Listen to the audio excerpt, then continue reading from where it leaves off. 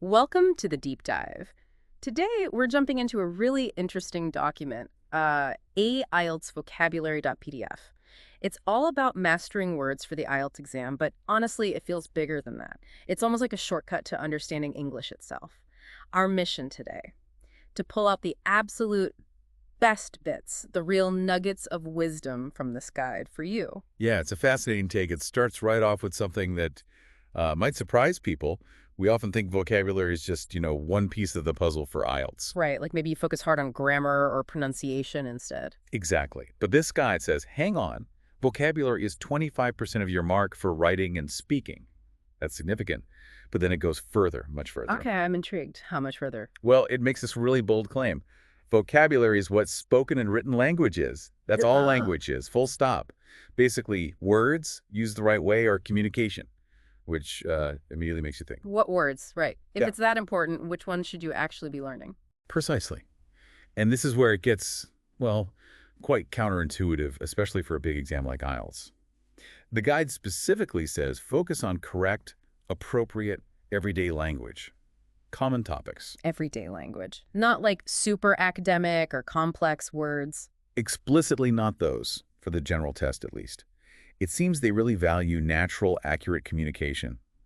Using a simple word correctly is better than messing up a complicated one. That can actually drag your score down. Okay, that makes a lot of sense. Less is more if it's used right. Absolutely. And building that kind of solid, usable vocabulary, it takes time. You just can't rush it. The guide really pushes for a routine, like even just 20 minutes a day. Focus on words that are genuinely useful, not just ones that sound impressive. Build that foundation. Right, a solid foundation, not a shaky skyscraper built overnight. So if it's not about just cramming lists of obscure words, what should you be learning? Does it give specifics? It does. And one of the really interesting things is this idea of chunks of language. Chunks, like groups of words. Exactly. Phrases or groups where the meaning isn't just the sum of the parts. Idioms are a perfect example, like show them the ropes.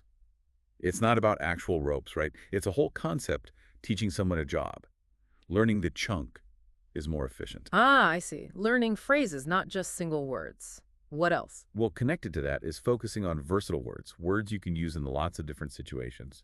It points towards C1 level vocabulary that's advanced things like the adjective elaborate or the adverb effortlessly, maybe phrasal verbs like come about. Okay, so advanced but useful and applicable words. Yes, and learning to use them correctly. And, crucially for IELTS, synonyms, words that mean roughly the same thing, like true and accurate. You need those for paraphrasing effectively. Right, paraphrasing is huge in IELTS. So we know what to learn, but how does the guide suggest we actually do the learning? Any practical tips? Loads. Really practical stuff. For many people, actually writing words down by hand, maybe in a notebook, helps lock them in, especially if you write the word inside a full sentence, showing context. Old school, but effective.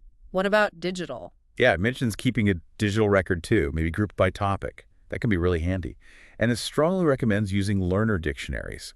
The Longman Online Learner Dictionary gets a shout out. It's free Why learner dictionaries specifically? because they give you clear, simple definitions, lots of example sentences, and often common mistakes to avoid. Super helpful. Okay, dictionaries, notebooks, any other cool tools or techniques mentioned? Oh, yeah. It talks about mind maps. Great if you're visual. Flashcards, too, mentioning Quizlet as an example platform. And something called Frayer four-square charts. Have you heard of those? I haven't actually. What are they? They're brilliant. It's a grid where you define the word, list its characteristics, give examples, and this is key, list non-examples, what the word isn't. Really helps clarify meaning. That sounds really thorough, defining by what it's not. Interesting. Definitely. And it also says, don't just rely on study tools. Get out there. Read good quality newspapers like The Guardian. See words used in real life. Practice with a study partner, someone at a similar level. That exposure really speeds things up. So it's a mix of focused study and real-world immersion. Pretty much. You need both. So wrapping this up, it feels like this deep dive into the guide really shifts the perspective on vocabulary for IELTS. It's less about just piling up words and more about strategic learning, understanding how language works, focusing on accuracy, and using words naturally. Absolutely. It's about quality over quantity and really understanding the building blocks of communication, which leads to a really important question for anyone listening. Based on all these techniques from the IELTS vocabulary.pdf, Go on. given all these powerful ideas, What's the one single vocabulary strategy that you're going to start using, maybe even today, to really unlock your English potential?